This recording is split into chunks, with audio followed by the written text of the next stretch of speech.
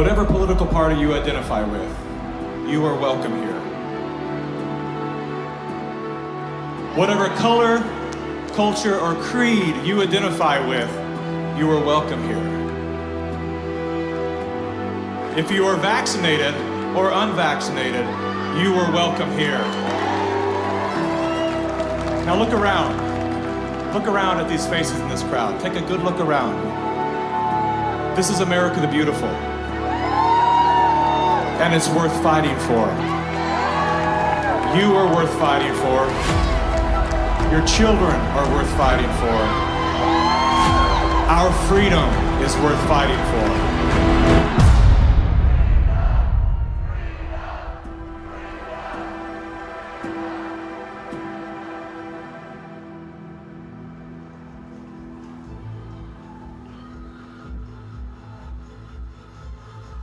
My name is Mikki Willis. I'm a father, a husband, and an investigative filmmaker. I was raised in California by a single mom who did her best to care for 4 children on her own. As a child of the welfare state, I witnessed firsthand what happens to the psyche and spirit of those who become dependent on government assistance. Had my mother known the difference between a hand up and a handout, she may have avoided the trap that kept us living on the edge of poverty, like so many people are today. Living in fear of losing her welfare assistance, Mom remained single and lonely until the day she passed, at 58 years young. Her life was cut short by a combination of toxic cancer treatments and grief. Just 34 days before she passed, her first son, my brother, was killed by a drug called AZT. Hundreds of thousands of innocent people died as a result of that prescribed poison. The pusher of AZT was none other than Dr. Anthony Fauci. The reason that only one drug has been made available, AZT, because it's the only drug that has been shown to be safe and effective. Well, it's certainly nice to know that the future looks brighter. 30 years later, there he was again. Same script, same actors, same performance. These are safe and effective products. Knowing what that man had done in the 80s and 90s, I couldn't believe he was still in a position of such power.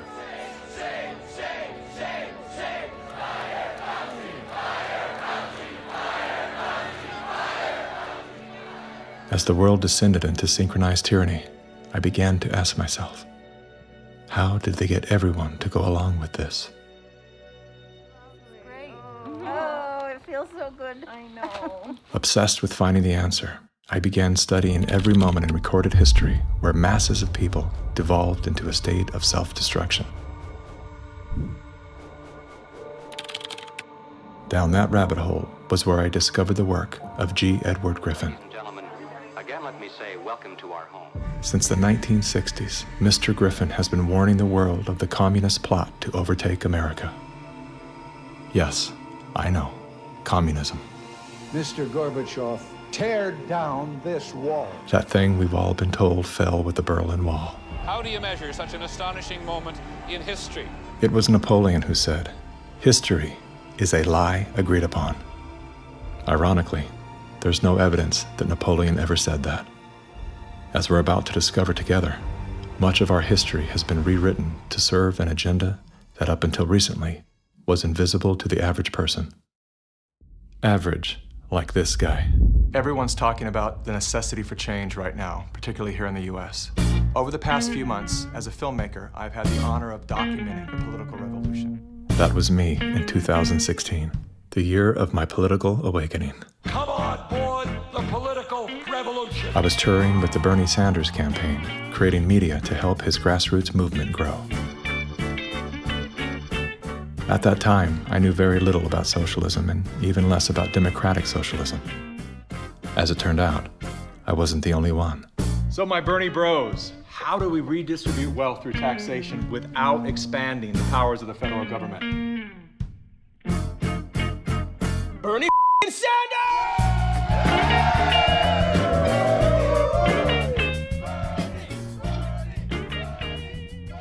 As confusion set in, I began turning my questions inward.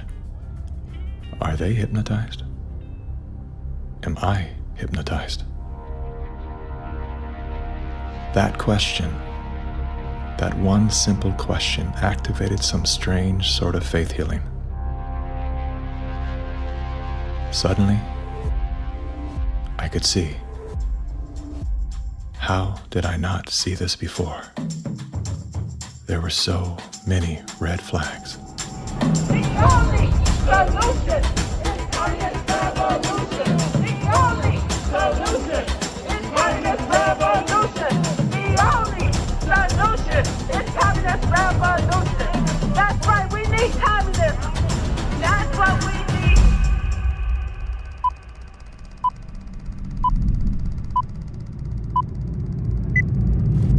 I'm well aware that whether you're here in person or through the medium of motion picture, that for most of you, it's not easy to fit meetings of this kind into your schedules. But the fact that you are here indicates that you do have an interest in the subject. So in order not to waste any of your time, let's dispense with the usual preliminaries and get right down to the business at hand. We're going to examine in quite a bit of detail the communist theory and practice of revolution, particularly as applied to the United States. Now, this will not be something dreamed up out of thin air. This will be the strategy as taught by them and advocated by them in their own manuals, in their textbooks, and in their schools. The new program of the Communist Party on this subject has this to say.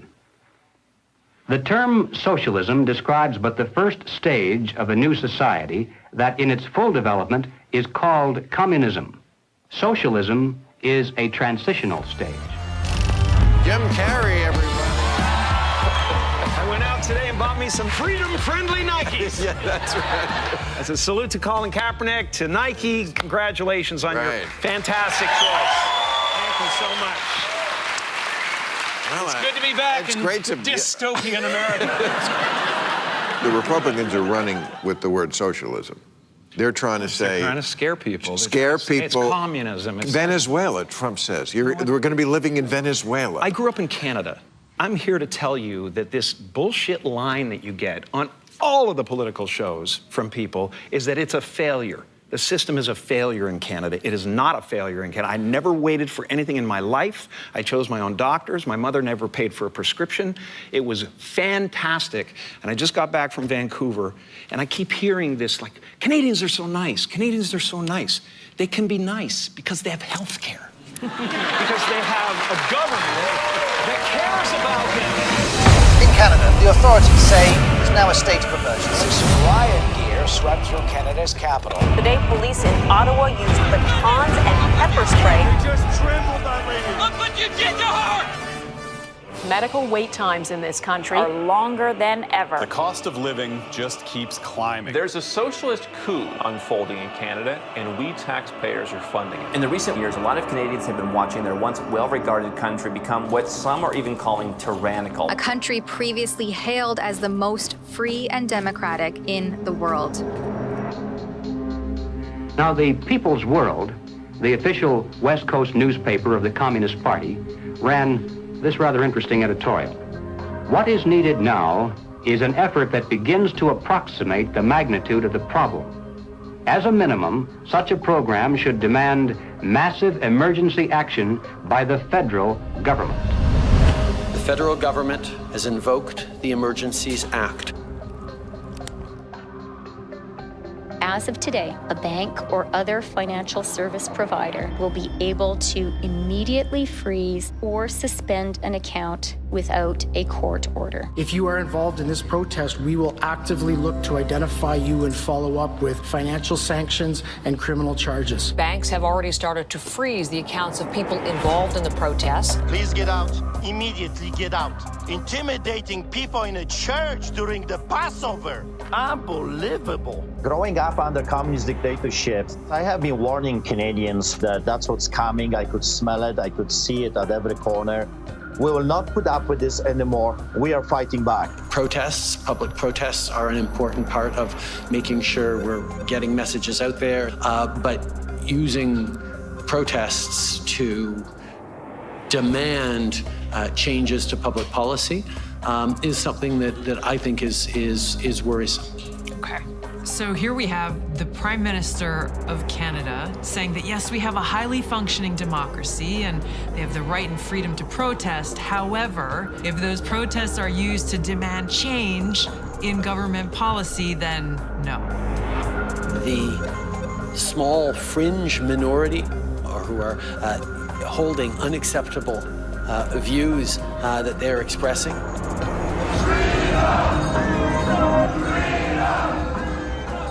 Do not represent the views of Canadians who know that following the science and stepping up to protect each other is the best way to continue to ensure our freedoms, our rights, our values as a country.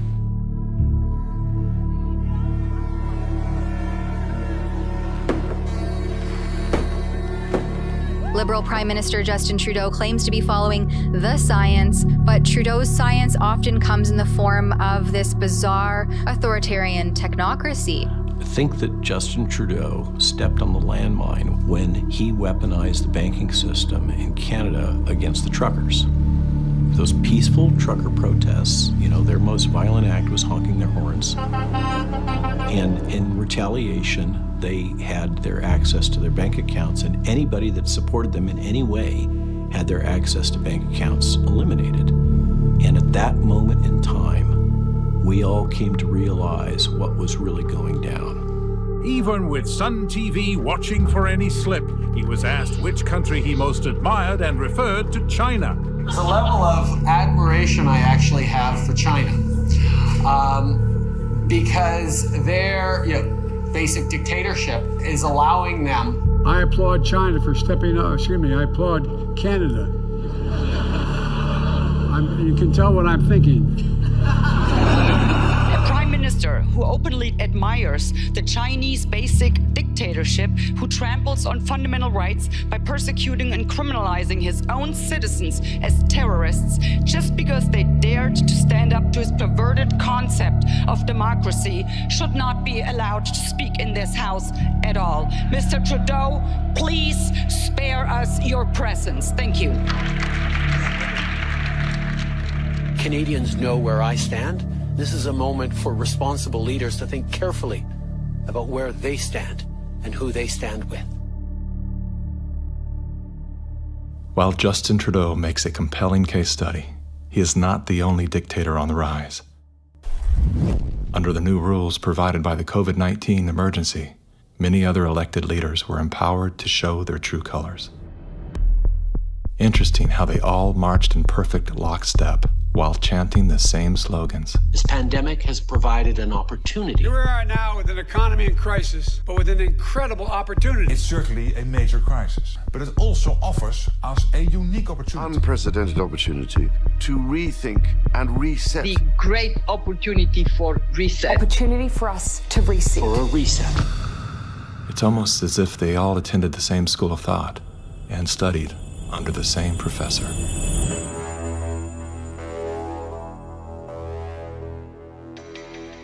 Some people would say this revolution is characterized by the fight of robots against human beings. And we will win this fight. Professor Klaus Schwab was born in 1938 in Ravensburg, Germany, where Nazi crimes against humanity were committed. His father, Eugene Wilhelm Schwab, was the managing director of Escher Weiss Ravensburg, a company that used slave labor to manufacture weapons of war for the Third Reich. While Klaus's father was at the helm, the Nazi Party awarded Escher Weiss Ravensburg the title of National Socialist Model Company. Years later, Klaus Schwab joined the board of directors at Escher Weiss Ravensburg, where he played a key role in the development of South Africa's nuclear weapons program during the darkest years of the racist apartheid regime. Today, Klaus Schwab is the founder and executive chairman of the World Economic Forum.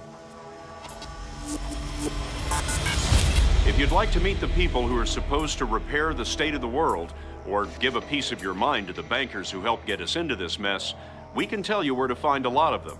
The World Economic Forum. Founded in 1971, the World Economic Forum is an international private organization which receives billions of tax-free dollars from its members and their global enterprises. Every year, the WEF brings together its members with world leaders, big pharma executives, tech titans, Hollywood celebrities, media personalities, and internet influencers to meet in the secluded mountains of Davos, Switzerland. It is a tiny town folded into the Swiss Alps, a village where you could bump into Bill Clinton, Bill Gates, the head of Google, and the Queen of Jordan, all in one place. A lot of reporters cover the forum, but few get inside. It turns out there are two Davoses, one you see and one you don't. After hours, there are hundreds of private parties where deals are done. People who can't be seen together in public can meet here.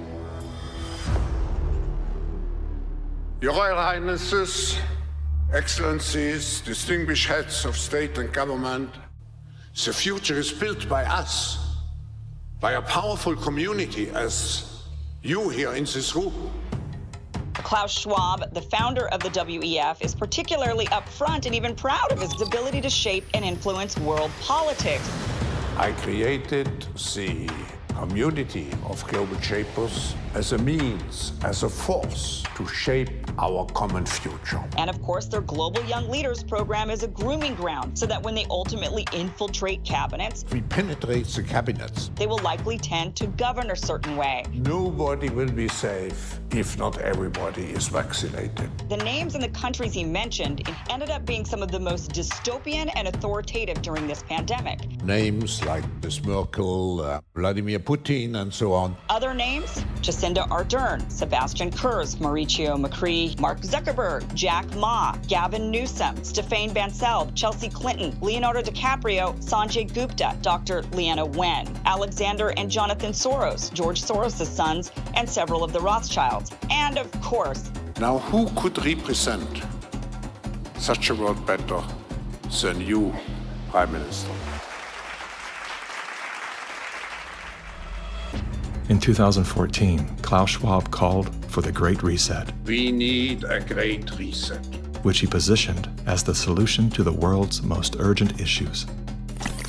The dark reality of Schwab's agenda is detailed in his best-selling book, COVID-19, The Great Reset. His endgame mission is to replace independent governance with a top-down controlled, one world government and a central bank-controlled digital currency. When they say, you'll be happy, what they mean is, you'll be enslaved. That's why they're talking about a great reset. That's why they're talking about introducing this quasi-communist, quasi-socialist agenda. They know we've run the course where we cannot continue down the path of the ever-increasing indebtedness because we have a generation that quite literally cannot afford to buy a house. Millions of Americans are priced out of buying a home.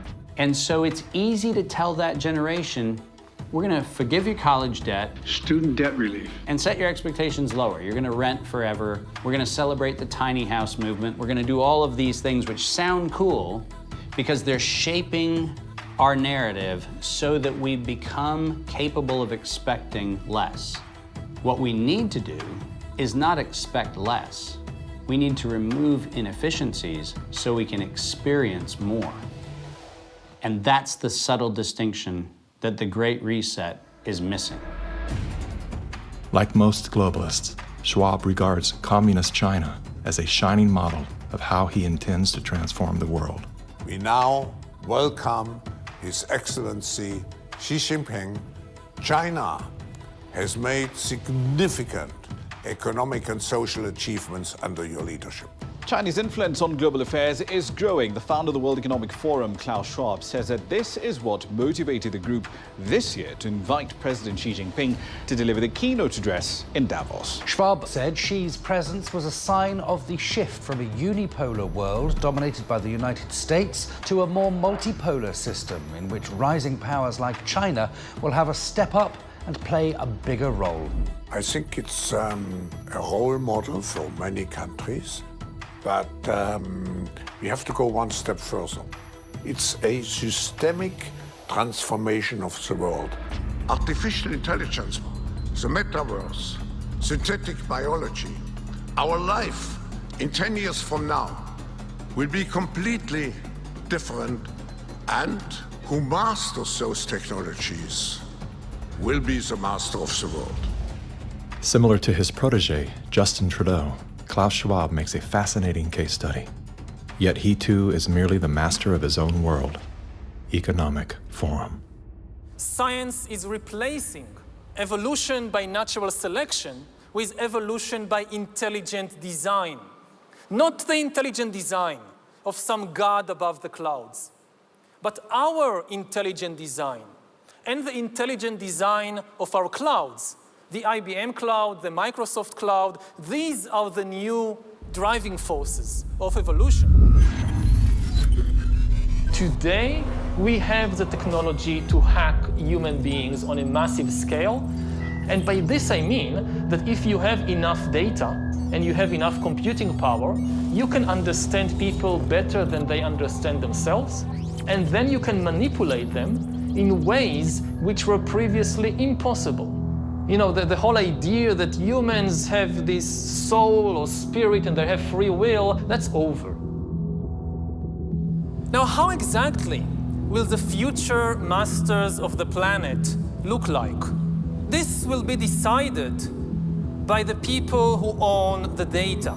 Foreign powers can collect, store, and exploit biometric information from COVID tests. U.S. intelligence officials tell CBS News that China is trying to collect Americans' DNA in hopes of controlling the future of healthcare. China's test kits are a tool to help China compile genetic data. The Chinese aren't the only ones exploring this technology. The U.S. is working on it as well. The White House is ramping up its COVID response, announcing Americans can once again get free COVID test kits as concerns are growing over a rare... Data is the most important asset in the world.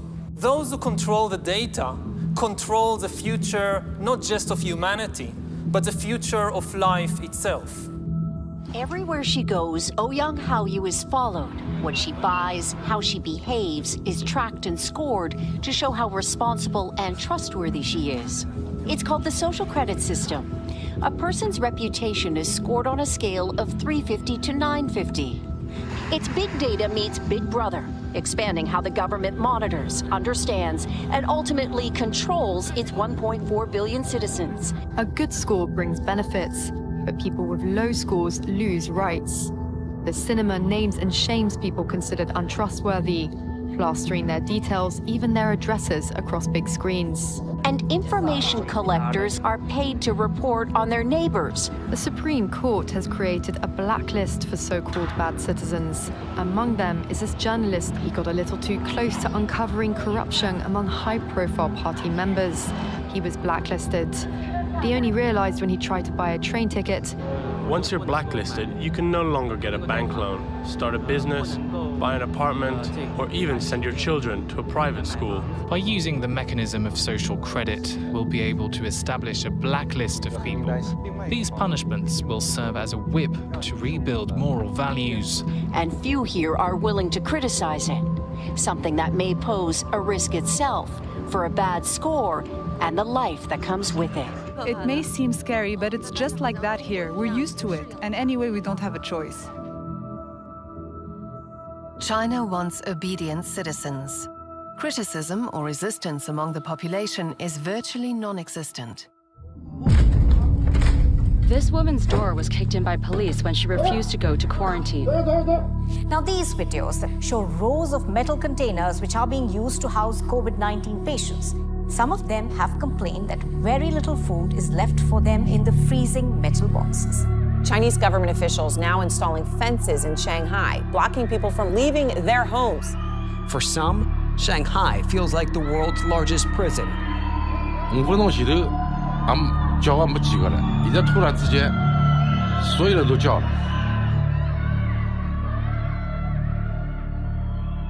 How does a handful of autocrats gain total control over a population of 1.4 billion? I have 2 master degrees, one in clinical psychology, one in statistics. And at the beginning of the crisis, I started to study the statistics a little bit. The initial mathematical models and the initial statistics all had dramatically overrated the dangerousness of the virus. That was the moment when I started to think how it was possible that an entire society and an entire population was in the grip of a narrative which in many respects was blatantly wrong. After a few months it became clear to me that the only mechanism that could explain what was happening in society was what is usually referred to as mass formation.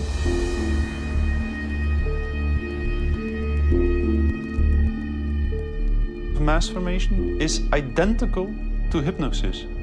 And this term refers to a specific kind of group formation, which has very special characteristic effects at the level of individual mental functioning. And one of these effects is that an individual that is in the grip of mass formation typically lose every capacity to take a critical distance from what they believe in, from what the group believes in. You would think it would be people with lower IQs that would be more susceptible to this, but it seems to be the other way around. Are you seeing this? I have seen this, and it does seem to be predicted by educational status and IQ. We look to be verified for our belief system, right? And so a doctor goes to the CDC. The CDC says this is true, it must be true, I'm staying in that zone. It's actually people outside of the system go, well, I want to challenge the CDC here for a second. Where's this study come from? Where's it, and that's what I do. All of these people were kept out of the conversation. All I can comment and you were there, wanting me to sign onto a social contract where the scientific method isn't being used. I'm not interested in medical pedigree. I'm interested in medical consensus. People who are highly intelligent tend to go and get a lot of degrees.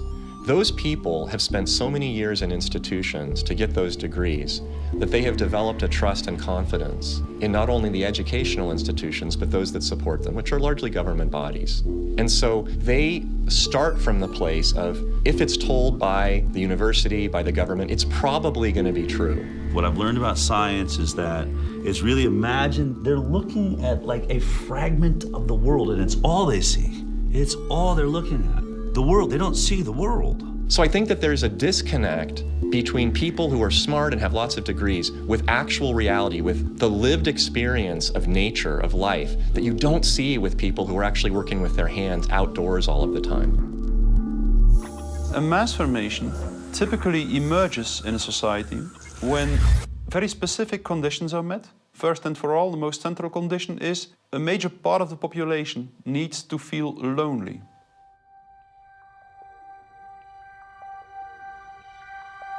Doctors say the very rules to keep people safe from the virus are doing great damage when it comes to anxiety, depression, and even suicide.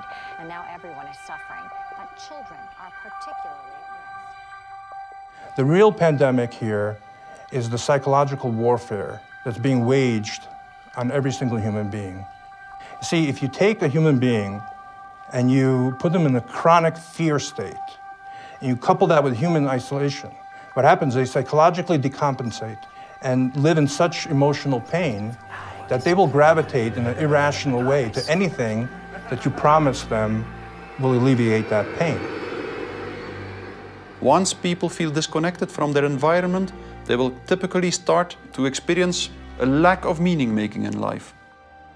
And under these conditions, if a narrative is distributed through the mass media, indicating an object of anxiety, and a strategy to deal with this object of anxiety, they suddenly, connect to one small object of fear, for instance the coronavirus, and afterwards, people don't feel lonely anymore. They feel connected again. Let me hear it if you've had the Pfizer vaccine. Let me hear it from Moderna, AstraZeneca. Let's hear it from the anti-vaxxers.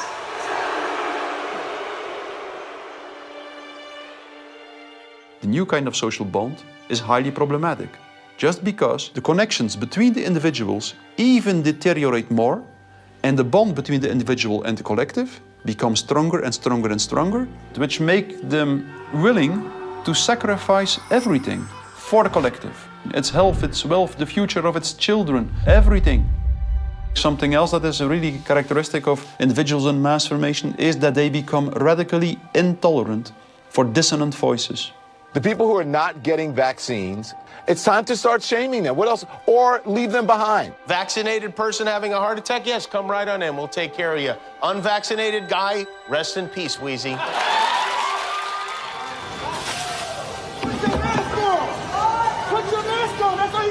We have to stop coddling the morons who will not get the shot. Get away from me, Put it please. on. Does it bother anybody else that she doesn't have to wear a mask that we all do? When are we going to stop putting up with the idiots in this country? You're a schmuck for not wearing a mask. And just say it's mandatory to get vaccinated. Screw your freedom.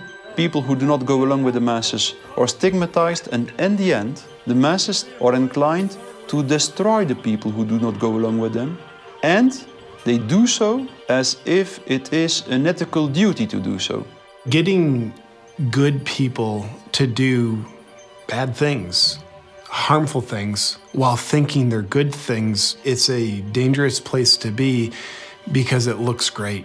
You feel great while you're being used.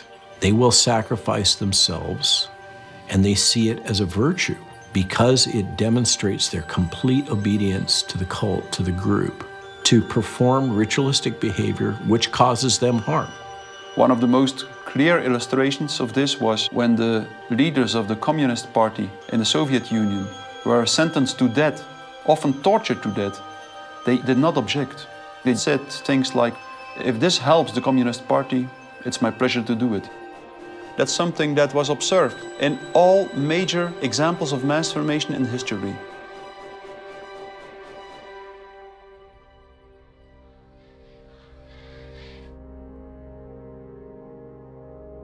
I was born in Communist China 2 years before Mao started his Cultural Revolution.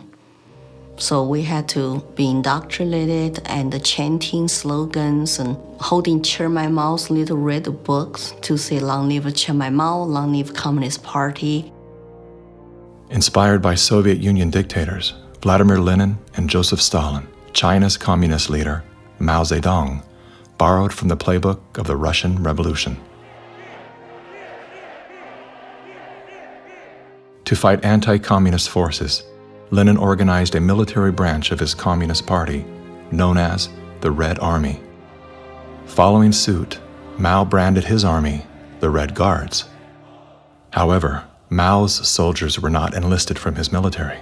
His Red Guards were made up of high school and university students. So he used young people to start cultural revolution, to top down statues, burning old buildings, and demonize all religions, going after all dissident voices, and to turn all the Chinese against each other, family turn on each other, neighbors turn on each other.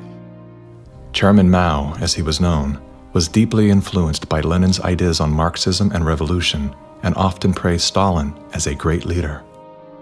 He started his Great Leap Forward campaign in the 50s and killed 2 million landlord owners, 40 million to 60 million people estimated starving to death. The people were trading their children's dead bodies to eat, to survive. Cannibalism was everywhere. Through war, torture, execution, and famine, Chairman Mao caused the death of 80 million innocent people, making him the deadliest dictator of all time.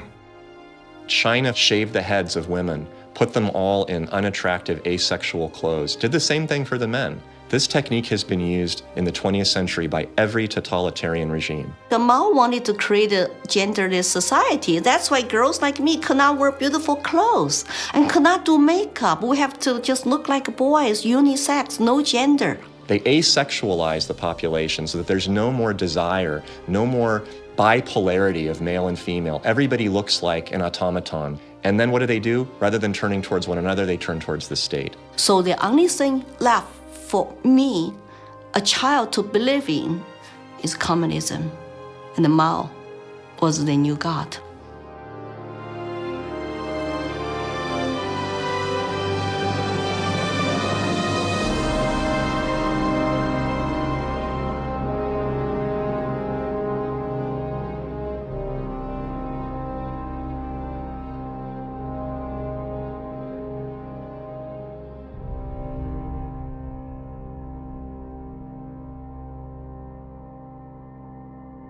Now, in China, the government is not only cracking down on Muslims, but on other religions as well, as it pushes to assert communist ideology. Here's something else that is banned in China: Falun Gong, a religious movement that emphasizes on spiritual enlightenment and cultivation of virtue. 5,000-year-old Chinese civilization were founded on faith. Communist regime is atheist. So any philosophies which encourage people to believe God, believe good things, it's something they don't like. I decided to escape China after serious persecution I have experienced.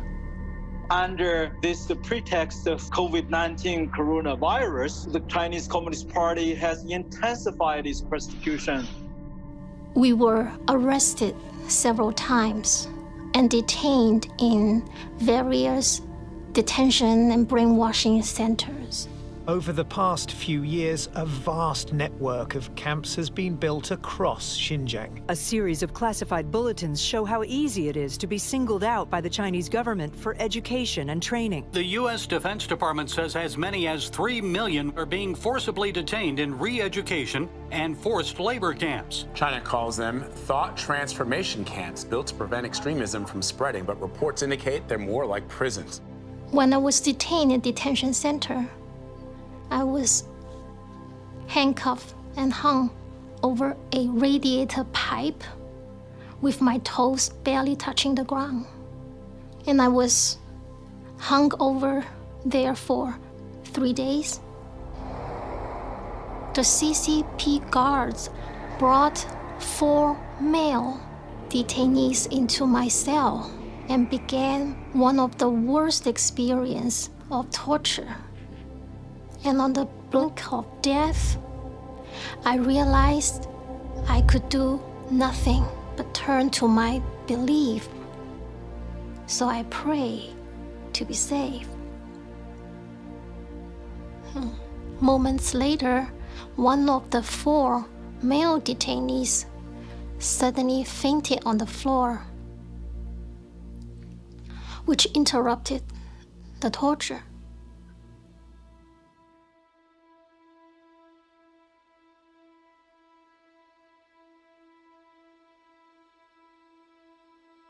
I left China because my parents were heavily persecuted for their practice of Falun Gong. From age 1 to age 5, my grandparents were taking care of me because my parents, they were always inside some dark cells being tortured.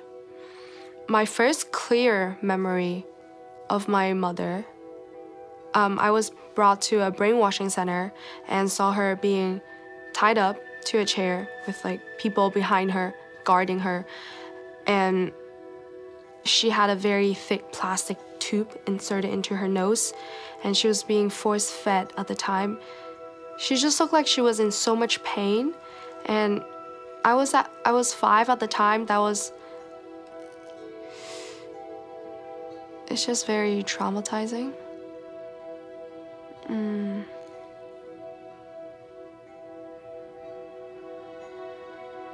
My school principal actually came to me several times and told me not to be a part of my parents and to report any activity that my parents would do. They're instilling all the lies and hatred into the younger generation.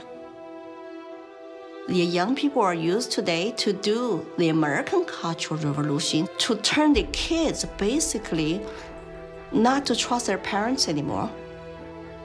And say, oh, my parents don't understand me, I'm confused, I need to turn to my teachers, turn to other authority figures. Look at the multicultural revolution to say, how many similarities are there?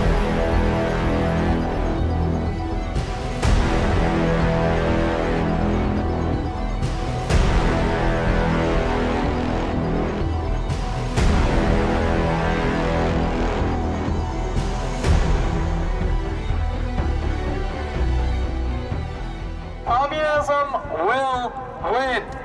That's not a joke. That will happen. You are happy with what was happening in the USSR No, we're between not. 1917. We make a critique of it. That's why we're Maoists. We make a critique of it in order to improve socialism the next time it comes around and throws people like your ass into a labor camp. Yesterday, I asked ChatGPT, are there any similarities between today's woke revolution and Chairman Mao's cultural revolution of the 1960s? And it wrote back, how long do you have? We recognize that government is absolutely necessary for an orderly society. But following the dictum that government, like fire, is both beneficial and dangerous, we believe in the concept of limited government. And we believe that the constitutional republic created by our founding fathers is the best form of limited government that has yet been devised by man. A republic is a limited democracy. It's a form of government based upon the principle of limited majority rule. Limited so that the minority, even a minority of one, can be protected against the whims and passions of the majority. Now, democracy is a form of government based upon the principle of majority rule. It's easy to understand, easy to sell to the masses, and, I might add, deadly. The fathers of philosophy, Socrates, Plato, and Aristotle, were all staunch critics of democracy. History's greatest minds all observed that even a well-intended democracy can breed deception, division, and ultimately total control by the state. Aristotle wrote that democracy is not just the rule of the majority. Democracy is a system in which the majority is in charge, respecting the basic elementary rights and principles of minorities. If not, democracy becomes a tyranny of the majority. Socrates himself became a victim of this very process. He was sentenced to death by a majority vote for protesting the rights and protections of the minority. This country was founded on the principle that the individual is sovereign over the institution of government. And it's about a philosophy of governance that says that you are a free individual, or a philosophy of governance that says you're serf and you're subject. We have inalienable rights just by virtue of being human. And so their primary responsibility as the government is to protect those rights. These aren't rules to govern me, they're rules to govern the government. Like what you are and are not allowed to do to me. We are constitutional republic with a representative democracy, so people do vote, but we have a separation of powers. So if you majority vote to eat you for lunch, the Supreme Court can say, no, you cannot. And how do you protect the minority from the majority? You write down a set of rules on a piece of paper. You say, this we can do, that we cannot.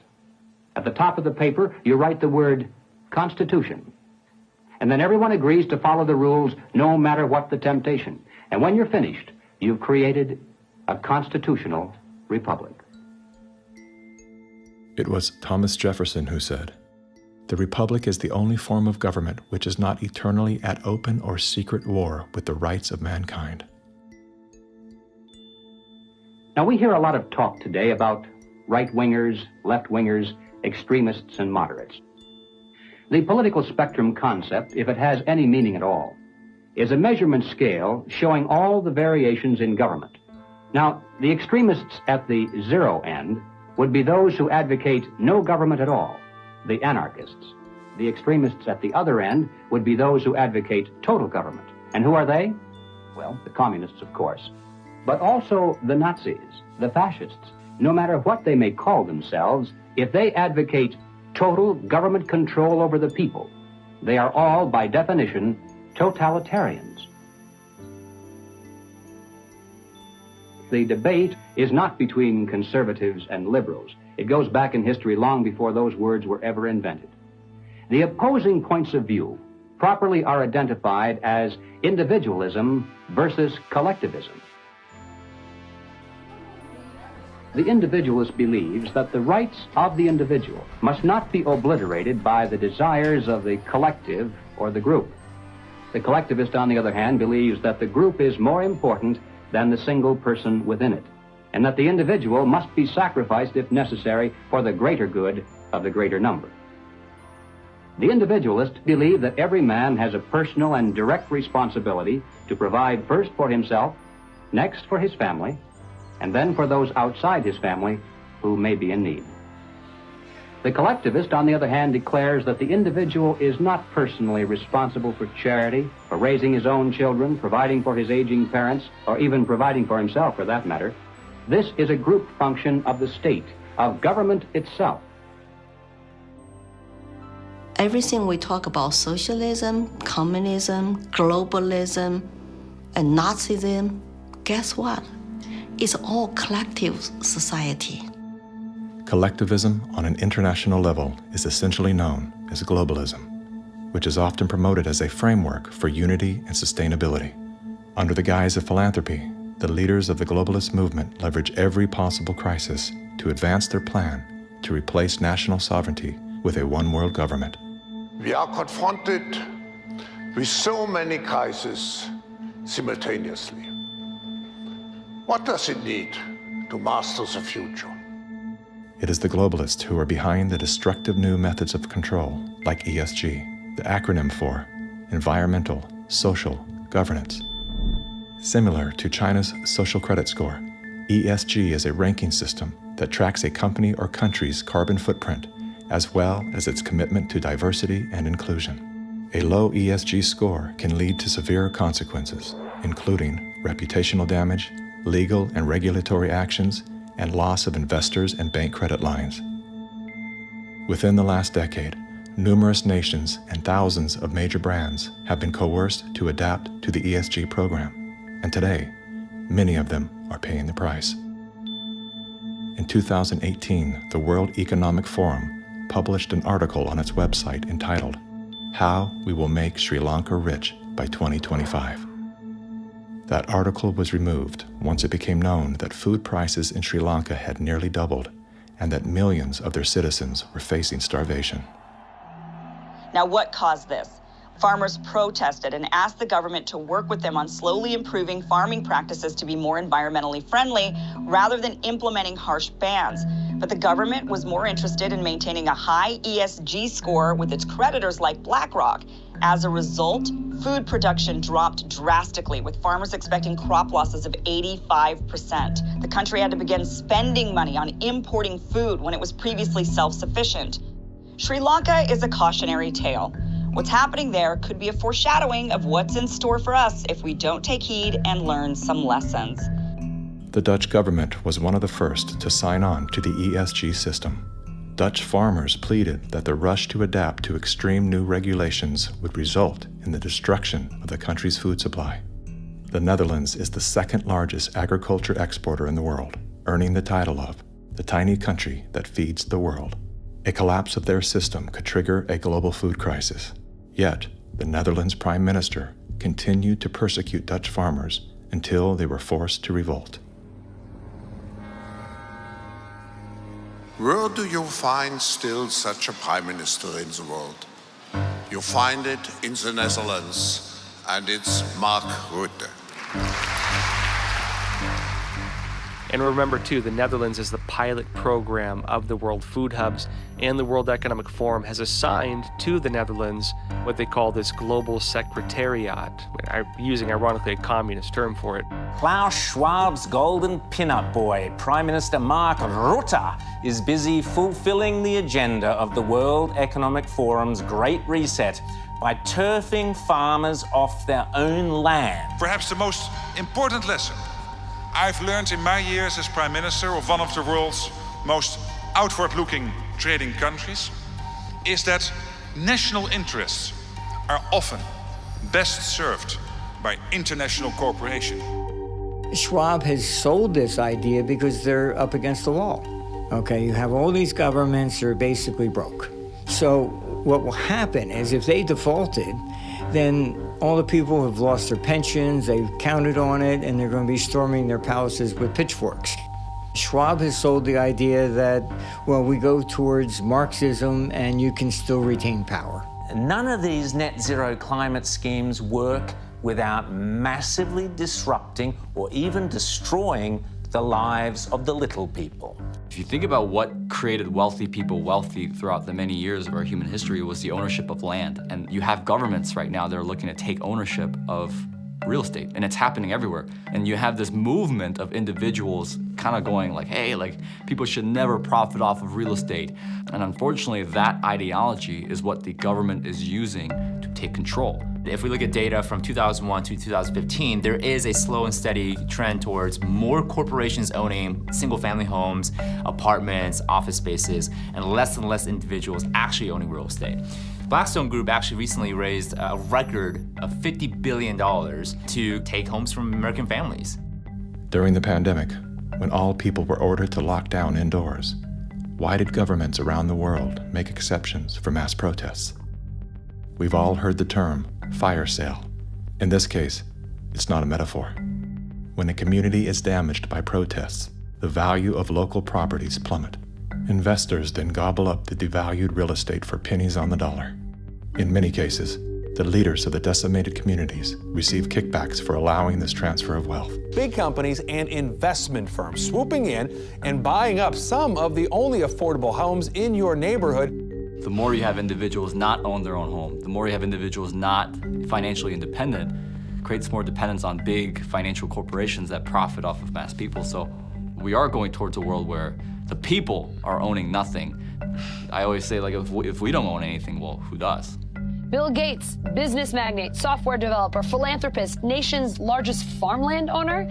Gates owns nearly 270,000 acres. It's a reinstitution of Marxism where, communism owned all the property.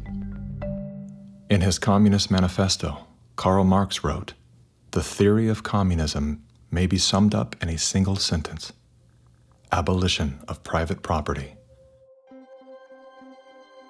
Karl Marx was a German philosopher and social theorist who lived in the 1800s. He is the co-author of the Communist Manifesto, which has been referred to as the Bible of Communism. His theories of class conflict and dialectical materialism were instrumental in shaping socialist and communist movements worldwide.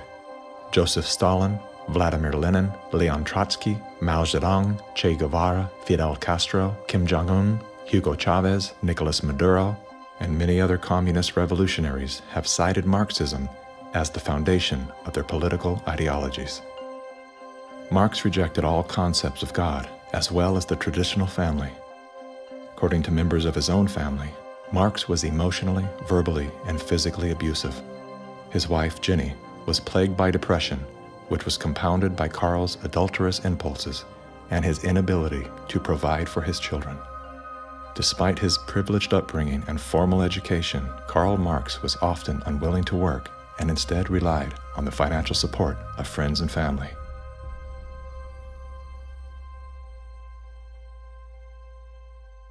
In 1943, the following directive was issued from party headquarters to all communists in the United States. It read, "When certain obstructionists become too irritating, label them as fascist or Nazi or anti-Semitic.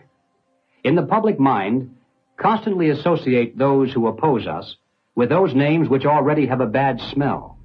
The association will, after enough repetition, become fact in the public mind." The founding fathers were racist, misogynist, Fascist political party, radicals on the far right, anti-Semitic, xenophobic, Transphobic, Uncle Tom's white supremacist, domestic terrorist, neo-Nazi organizer, Nazis, You are an anti-vaxxer. anti-vaxxers, Racist. Name-calling is their #1 bullying tactic, and they apply it unremittingly to anyone who questions their dogma or says something they find unacceptable or offensive. They're part of the system.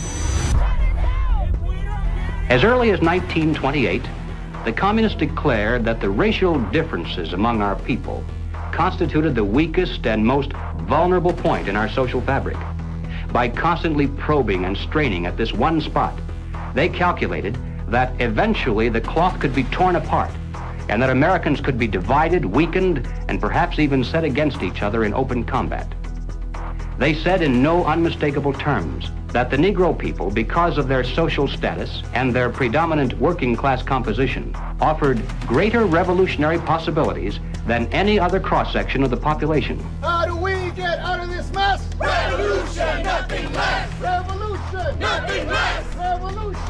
Nothing less! Revolution! Nothing less! Revolution! Nothing less! The communists call not only for extensive chaos within the cities, the plan is for raging fires from one city to the next.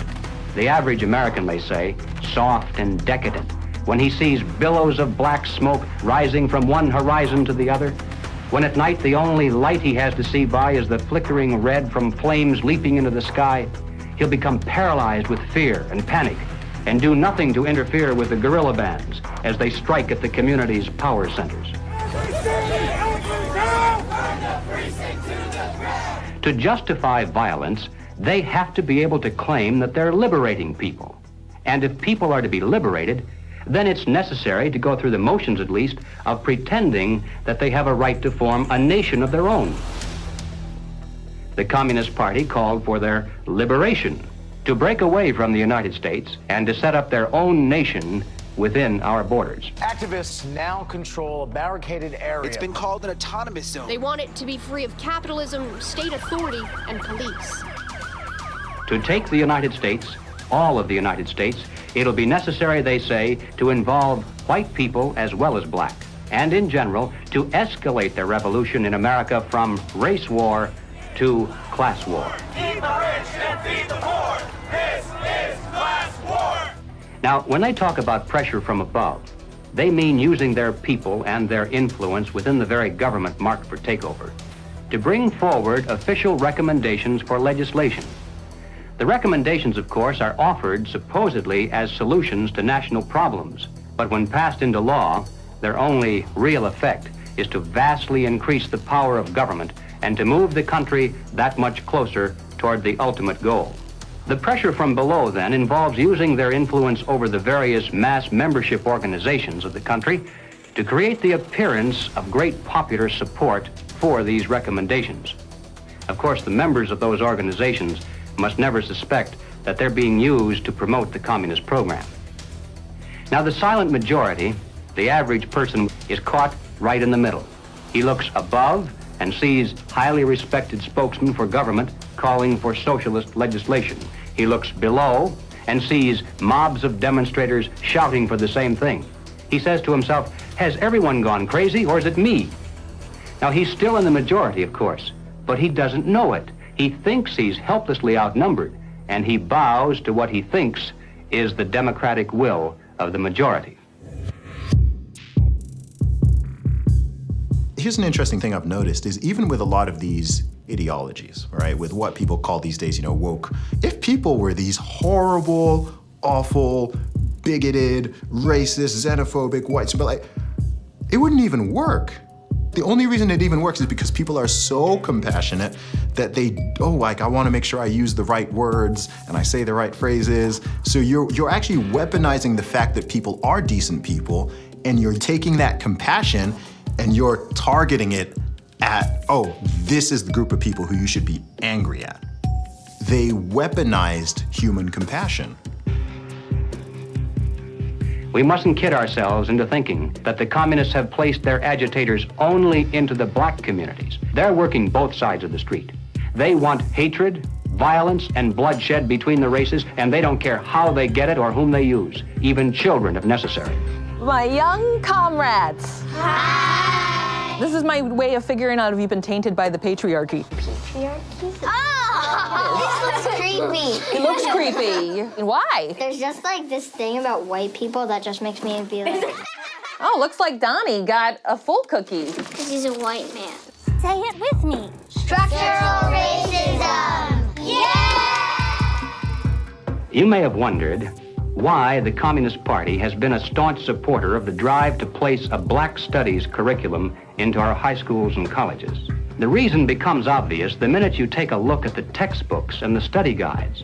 Schools are now radicalizing our kids. I mean, this is the volume of the book from Critical Race Theory, and it literally says here, whiteness is a bad deal, and it has a symbol of Satan. You gonna deliberately teach kids this white kid right here got it better than you because he white? You gonna purposely tell a white kid, oh, the black people are all down to suppress? How do I have 2 medical degrees if I'm sitting here oppressed? Not only is it in the schools, but it's in the workplace, it's throughout society. It's destroying this country. If this continues, we will look back and be responsible for the dismantling of the greatest country in the world by reverting to teaching hate and that race is a determining factor on where your destiny lies. Thank you. Sarasota School Board Chairwoman, what has been the worst of what you've had to deal with in terms of community or parental reaction? The calling of names, tyrant, Marxist, communist, and they want to move kids over to charter schools and private schools without the oversight of the state. And that's wrong. Education authorities in the United States are asking the government to use anti-terror laws and involve the FBI against parents who protest against the way their children are being taught. It identifies no fewer than 13 possible federal crimes, including making annoying phone calls. How about this one? They could be prosecuted for using the internet in a way that might cause emotional distress. Over the weekend, Democrats voted to ban gendered language in House rules. And that means no more terms like father or mother. Is the administration's official policy to replace the term woman with birthing people? Black birthing people. Black birthing people. Black and indigenous birthing people. You shifted from using the term mother to birthing people. Again, if we're trying to be precise in the language that's used. Mom's a pretty good word. I'm not a birth person, I'm a mother. Can you provide a definition for the word woman? Can I provide a definition? Mm-hmm. No. Yeah. I can't. You can't? Not in this context. So I'm not a biologist. The meaning of the word woman is so unclear and controversial that you can't give me a definition? Do you believe then that men can become pregnant and have abortions? Yes. Literally everything that was fought for women's rights is going straight down the drain. This environment that has been created and corrupted and manipulated does not respect women, does not respect children, does not respect men. It cares nothing for family. So that's why they have to attack mother and remove father, because she's gonna protect that child, he's gonna protect that woman, and they both are gonna protect society. Good evening. Good evening. Thank you very much. Thank you for your service. When you talk about a parent-child relationship, you're talking about something primal that is in the heart of the liberal, not the Marxist, that's in the heart of the person who's conservative. And they're pushing the boundaries on something that they cannot control. Washington State is on track to lawfully take gender dysphoric children away from parents who oppose transitioning treatment. That is against the Constitution. The only time a parent loses their rights is if there's an extreme circumstance. It's severing the bond between the parent and the child. What they're doing is they're dividing families to take control of the children. The biggest offense against communism is the nuclear family. In Chapter 2 of his Communist Manifesto, Karl Marx wrote, "Abolition of the family. The bourgeois family will vanish as a matter of course." We're here today to represent the millions of Black Americans who disagree with the Black Lives Matter movement. If you go to Black Lives Matter website, it says that we disrupt the nuclear family. That's my wife. This is our 4 children. Why would you disrupt the nuclear family? Because the real objective is to remove the family as a possible alternate source of guidance and support. All totalitarian regimes strive to destroy the close-knit family in order to remove any loyalties that might be higher than to the state itself. I have seen over the years in my practice a steady decline in the expression of healthy masculinity and healthy femininity. The separation between the male and the female is almost complete now. And it's due specifically to the ongoing attacks against masculinity and the degradation of femininity. And if our family structure is lost in the next generation, what do we have left? We're just a bunch of listless individuals living our lives out virtually behind a computer screen and following the orders of the government. Maybe it's because I came in the movement at 17 and a half, so I have just a knack for knowing how to organize young people. I was at the art publications table today, and I was speaking to this young person. And he grabbed the book and he said, it's like Mao's Red Book. And I was like, man, that's what I was thinking. And it was just really cool to hear him make that connection. I was like, how about you buy like 10 to 15 of these books and you all have like a youth organizing group where you talk about it and you really try to engage this. We need to build off of this. We actually do have an ideological frame. Myself and Alicia in particular, we are trained Marxists. I do believe in Marxism. It's a philosophy that I learned really early on in my organizing career. Investigations into the Black Lives Matter organization has revealed links to groups that are pro-communist China.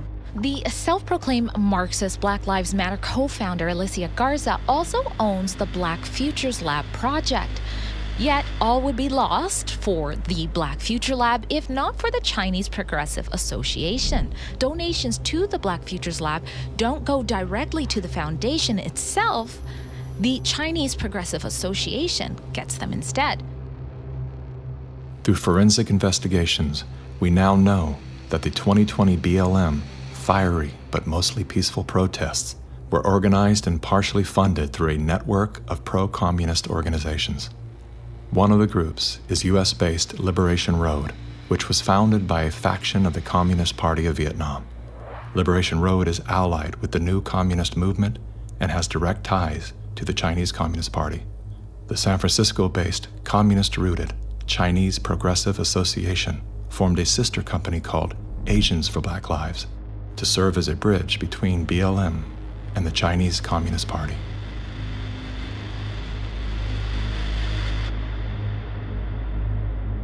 I spent a lot of time with President Xi. He's deadly earnest about becoming the most significant, consequential nation in the world.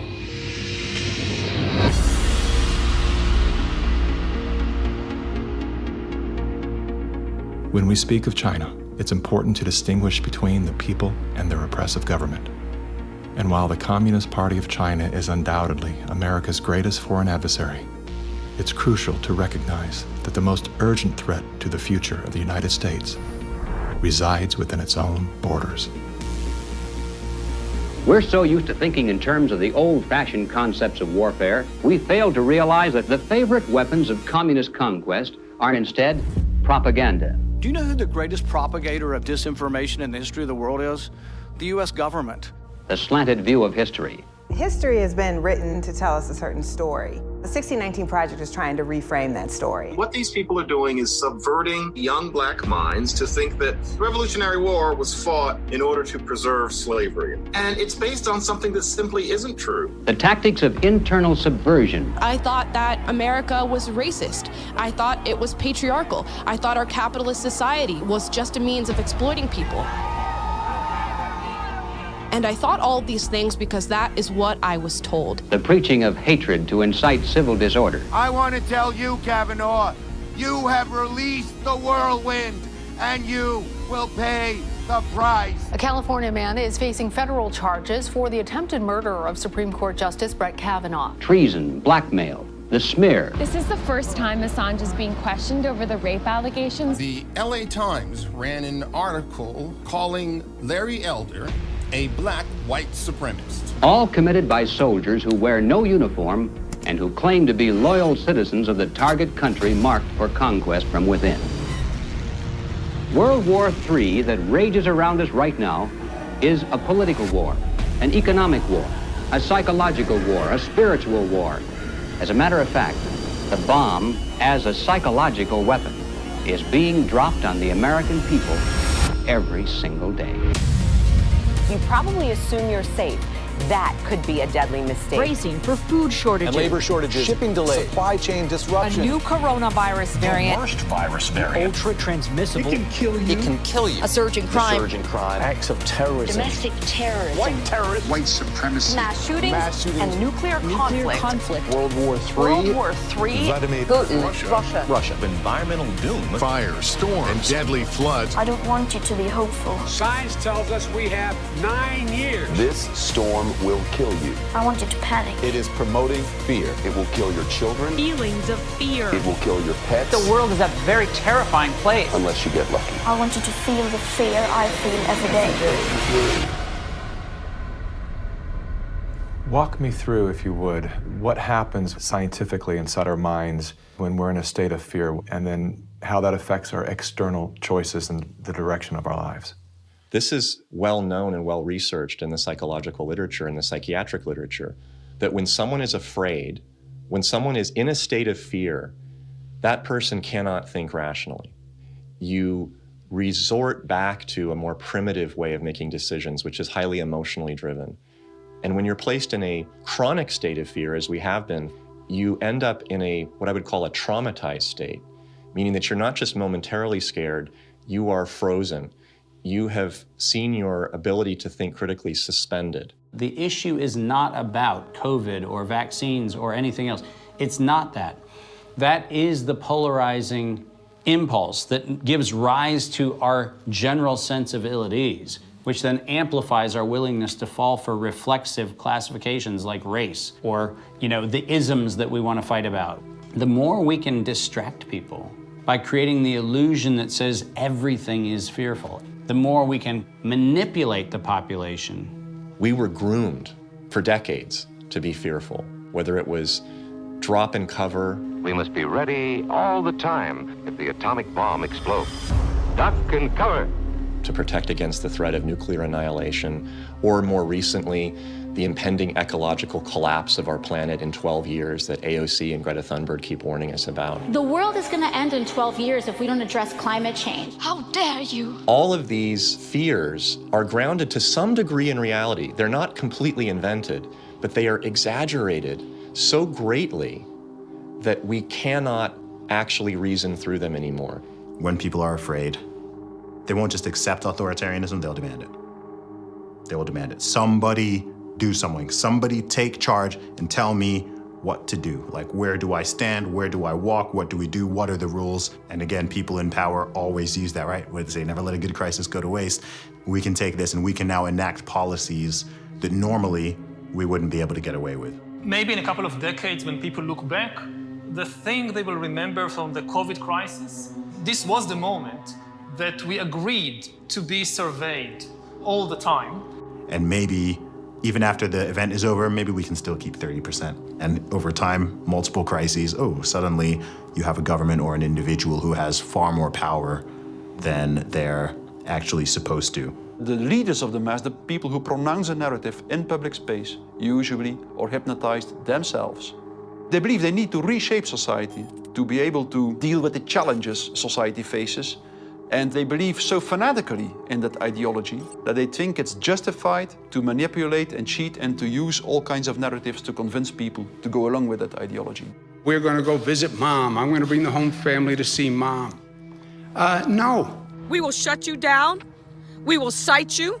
And if we need to, we will arrest you and we will take you to jail. You either get your tests done and make sure you're cleared, or we will keep you in a facility longer. It's going to be very hard for people to do a lot of normal life unless they can prove their vaccination status. Such as, you're not going to work in this particular agency or institution. You're not going to be able to go to this college or this university. Once we start doing that, you will see more and more people willingly get vaccinated.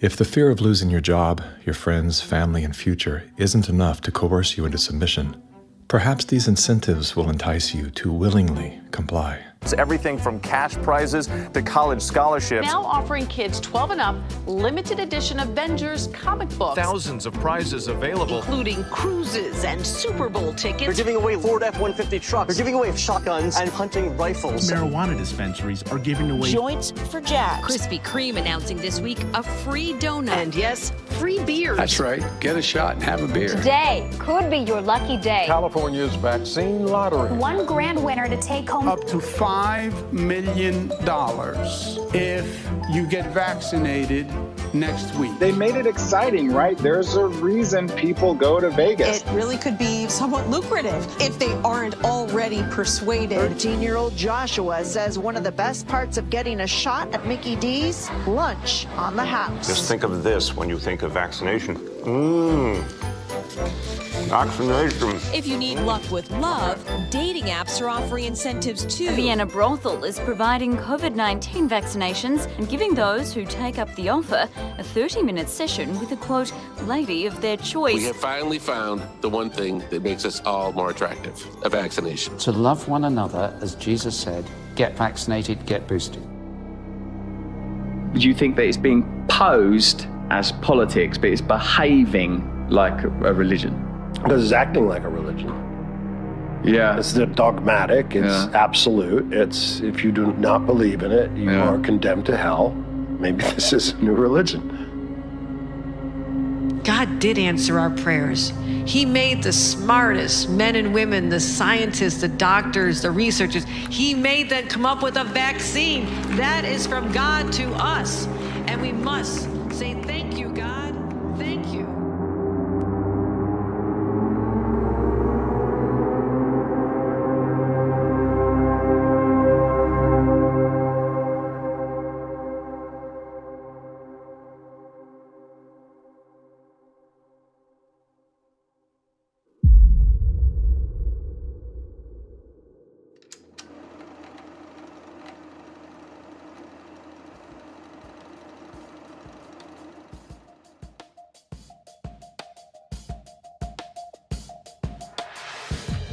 There was a time, and not too long ago, I think, when we could have pulled ourselves out of this without too great a sacrifice on the part of anyone. But we didn't. Instead, we slept. Everywhere I look, I see men and women who know that communists are making headway in this country. They know that something must be done and that someone must stand up to them. But they themselves do nothing. They remain silent because they're afraid that if they speak out, it'll be bad for business. They may lose a client. They may even lose their jobs. Or perhaps they're receiving a regular government check and already are too dependent upon some of the very people and programs they know they should oppose. We have now passed the point of painless solutions and parlor patriotism. Well, all right, so what do we do about it? What are the countermeasures that need to be taken? And where do we begin? Before we finally win this battle, and I should hasten to say that there's no doubt in my mind that we're going to win. I'm increasingly convinced of this. But before we finally do see victory, we must carry the truth to every man, woman, and child in America. I have no idea of what each of you is going to do in the critical days that lie ahead. It may be much, it may be little, it may be nothing at all. I don't know. Only you can answer that question. But ladies and gentlemen, whatever it is you decide to do for your country, do it soon. Do it now. Every minute that you delay further will add dearly to the price of ultimate victory. Mr. Griffin, that was over 50 years ago. Where are we now? Hearing that phrase after all these years is kind of a shocker because I didn't realize really at the time how accurate it was going to be. But we're in the middle of it now, and so the ultimate victory is still ahead of us. How did you know way back then what would be happening today? It's a long story, of course, but I did take a fascinating tour of the Communist bookstore in Los Angeles when I was very, very young. I was working for an insurance company. I was Mr. Corporate America, you know. That was the period when the hippie, image was pretty popular, and a lot of these guys in that bookstore were in that uniform. And I think they felt I was a potential recruit, Yes, we've always been quite willing to talk about we'll talk about socialism anywhere, in the streets or in the Senate, anywhere, They're a communist faction making a big power play for SDS. Is there any communists back here? I guess there is. Yes, they are communists, and yet our nation seems unconcerned. Many newspapers, television commentators, and educators call these young revolutionaries dissidents. But are these voices of mere dissent, of mere student unrest, or of sedition and revolution? They invited me to come to their study groups, they called them. They were really the recruiting funnel, you know. And I didn't have to pretend to be interested because I was interested. I wanted to see what these guys were up to. And of course, the more I read, the more I realized that these guys were deadly serious. And so my crusader gene said, hey, buddy, you better stop worrying about the corporate ladder and making money and looking good and start doing something about it. And I'm glad I did, because after that point, my life had a meaning and had a purpose more than just self-centered. Who are some of the key figures behind this agenda? I'm not sure we can name names. We know that there are layers and layers of control and influence, sort of pyramidal in form. At the bottom level, of course, it's just all the common people. Most of them don't even know what's going on. It used to be that an invader could come in with a superior army and people resent it, but they obey because if they don't, they get killed. Now, if they want to conquer people in this environment, they have to do it through the mind. And of course, today, after all the technology that we have, and the control over the communications and the images and the school system and the media, they have absolute control over the funnel of information that comes to the average person. And the average person, if they're not aware that there's a real war going on for their mind, they will be helpless. And as long as people are on the edge of fear, they're willing to give up their liberties and pay lots and lots in taxes. A tax on carbon. And as I passed through that idea that, in my view, the enemy is in a category called collectivism. And that's the word that applies to all of these things: socialism, communism, fascism, Nazism. All of these things are merely variants of collectivism. That is the philosophy based on the assumption that the group is more important than the individual, and that the individual must be sacrificed, if necessary, for the greater good of the greater number. That's the trick. You're doing this for society. Obviously, you don't like to tell people what to do, but sometimes for the good of society, that's necessary. We have to start doing things for the greater good of society, and not for idiots who think that they can do their own research. But it's not about me and my rights to choose. It's about how I love my neighbor. You are not doing this for yourself. If you are at all like me, your own health, your own risk, is not a big rational driver of all of your actions. They trick us into thinking that if you act in your own self-interest, that somehow you are selfish. And nothing could be further from the truth. Those of us who have discovered this trick long ago, we realize that enlightened self-interest comes into play. If you are acting out of self-interest, you soon discover that the best way to benefit yourself is to help other people. It does come back. The question is, how do we turn this ship around? I think that the path to political hell in America has been voting for the lesser of two evils. They create conflict because conflict creates fear and confusion, and out of that chaos, people are not too analytical. They'll just struggle for some quick answer, which is who you're going to vote for. That's usually the answer that's offered to them. They think that if you just vote for somebody, the right person, everything will go away. You cannot wait until there's a list of candidates that's published and you say, which one am I going to choose? You know, by that time the game is over. All those candidates have been selected before you were even aware. You've got to get into politics at the local level so you have some influence in which candidates are selected. And that starts at the grassroots level. You don't come in at the top, you come in at the bottom. If we do that job, we will influence both political parties just like our opponents do now.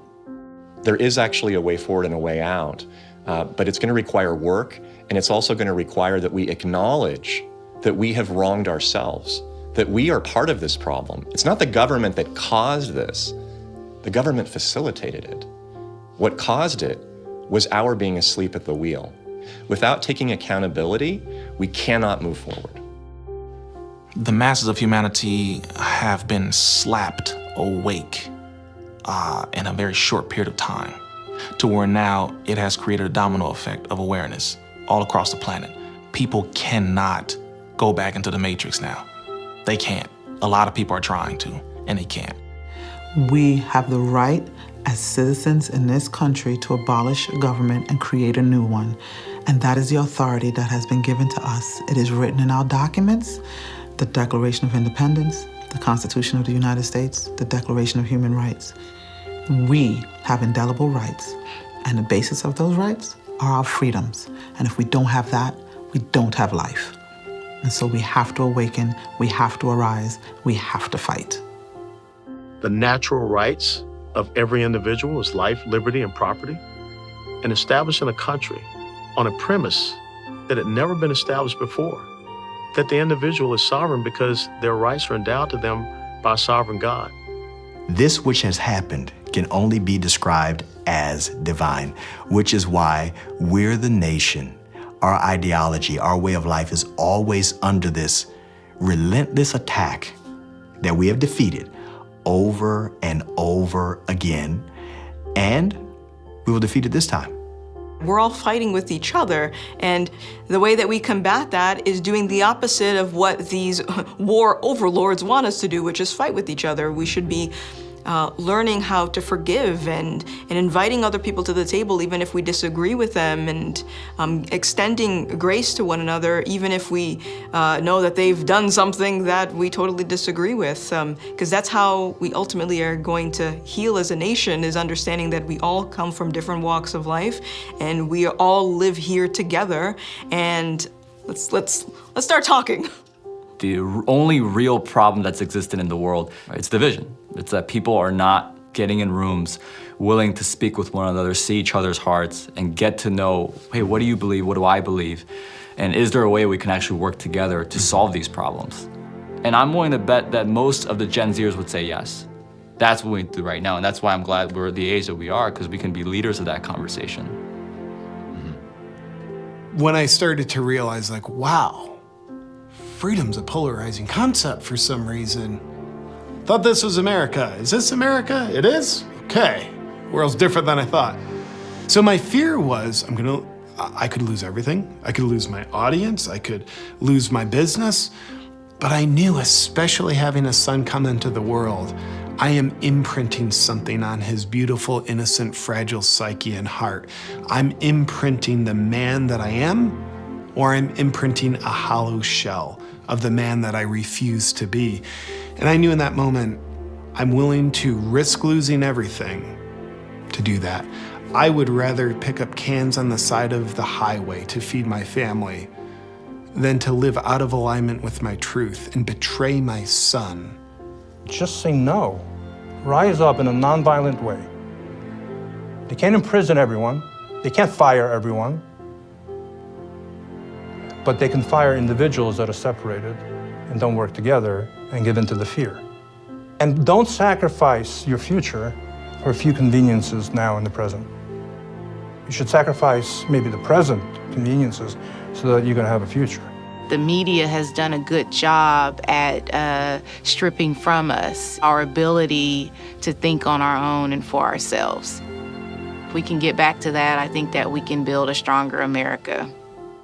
In my opinion, the first step you have to take is you have to get out from under the control mechanisms.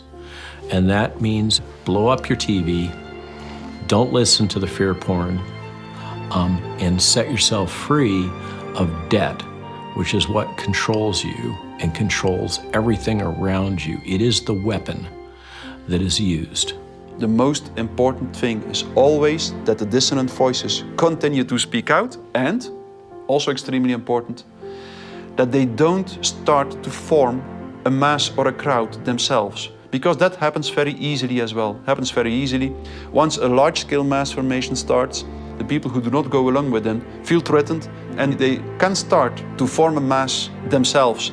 So it's extremely important not to form a mass ourselves. That means to form a group, a coherent group, and that what unifies this group should in the first place be the fact that everybody who belongs to the group can have his own opinion and can speak in his own way. What matters most to you?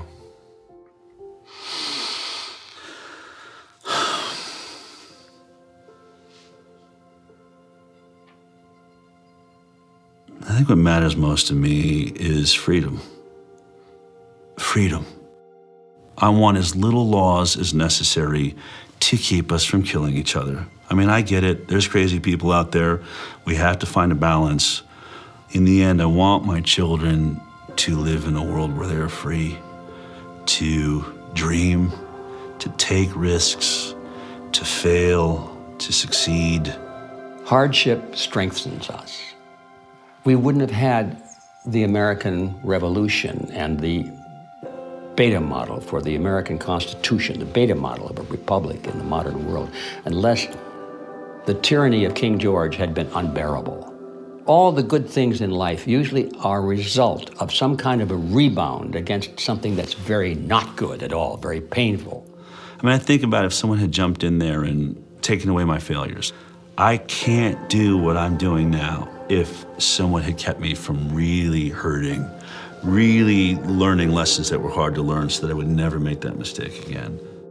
In a philosophical sense, we should be thankful for this movement that's happening, in spite of the fact that it's tragedy and it's hurting people and all that, but without it, we might just go right along in that pot and be boiled in time. But now the frog is jumping out, and we have a chance coming up here now to create a new vision, and it's going to be great. It's a bit cynical, but it is in the end good news that mass formation and totalitarianism always destroys itself in a relatively short time span. And the most important thing, of course, is that you have to make sure that the system does not destroy you before it destroys itself. Throughout history, it was always the very small minority. History has always been written by the 1% of the population. 15% of the population create history, and they follow the leadership, the thought leadership of 1%. But that 15% altogether is what changes history. And so all we have to do is reach 15% of the population. I think today, after all this time, we have more than 15%. We just have to get them together so they realize that they're not alone. And that's our task right now. I don't think our societies have taken the moment to look up and actually see and appreciate how much progress has been made in the past century. On so many different levels, we have made incredible progress. Like, what we've got here is actually great. It's imperfect, and we should still be making tweaks carefully to try to make it better. And I think that's where so much of that self-hatred or hatred of the nation or hatred of the other or whatever comes from, this lack of perspective and gratitude and inability to take a moment, chill out on the activism and go, wait, actually, okay, we've achieved a very unique and special point in history, and let's be careful with that. On that note, as Sure. a man who's traveled the world, have you experienced any nation that has course-corrected beyond their sins more than the U.S. has? No. It's sad to see Americans who live in a free country, born as Americans, and do not recognize their privileges. You are born American, a free country. You never suffered a starvation. And you need to go to other countries to find out why all the immigrants, millions of them, want to come here. What is happening in our backyard today, I experienced as an 11-year-old. I remember vividly all the promises that a guy named Castro gave and how 99% of the people swallowed the pill. He was gonna save Cuba. I remember how he promised to the farmers, to the Guajiros, that you're gonna own the land. I remember all the promises that we hear today about free education and free health care and free land. And my God, no freedom. The defectors here that are speaking out against the Communist Party in China are risking their lives. And our government is not interested in listening to them or helping them in any way.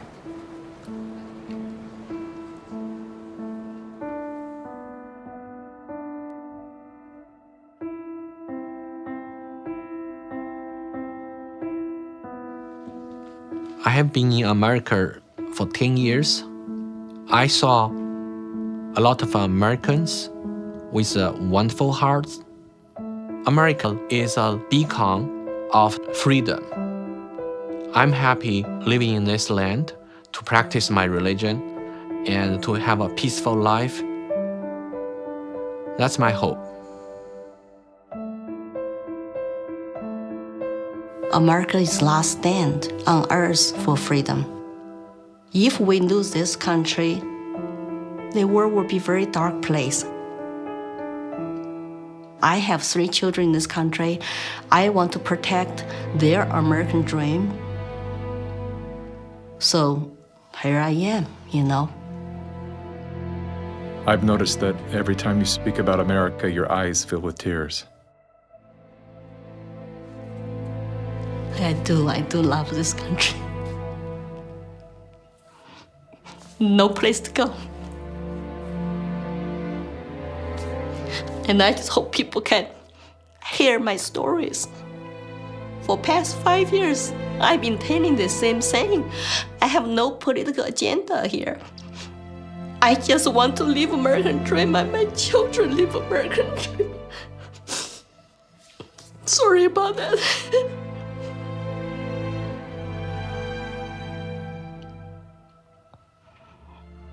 It's time to ask questions. It's time to wake up.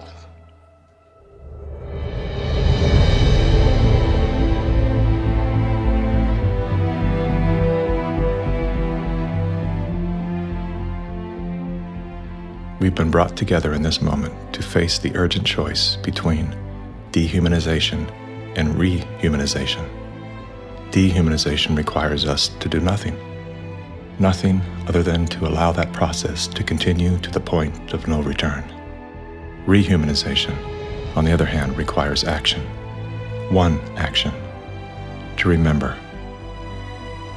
To remember what we knew as children, when everything was possible, before our attention was captured, before the conditioning set in, before our nature was denied. There's nothing new we have to learn. All we have to do is to remember. And then take the hand of that memory and go out and stand on ground, not concrete, not asphalt. Stand on ground and see if you can feel the heartbeat of a universe that conspired to give you life, so you once again can feel the joy of being completely human.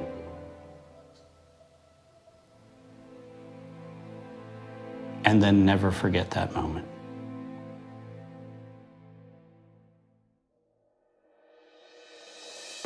This is the moment for us to activate our innate ability to create solutions. That can only happen through the awareness of symbiosis, defined as a mutually beneficial relationship between different groups. All of life depends on relationships. Every living thing is in communication, from the stars to the planets, the earth, the plants, the elements, the insects, the animals, the humans, and every cell within us. Real change out there begins with real change inside. As Americans today, we are truly a privileged people in a privileged land. But with our blessings come responsibilities, and with responsibilities come risks. The challenge of our time is that we must accept both the responsibilities of our blessings and the risks involved in defending them for ourselves and for future generations. And we must do this without hesitation if we are to be worthy benefactors of that precious heritage of freedom passed on to us through the epic sacrifices of those who have gone before. Now, that is not flag waving, and it is not cliched patriotism. That's a simple statement of the obligations of citizenship in this glorious land, our land, which with God's help we shall preserve.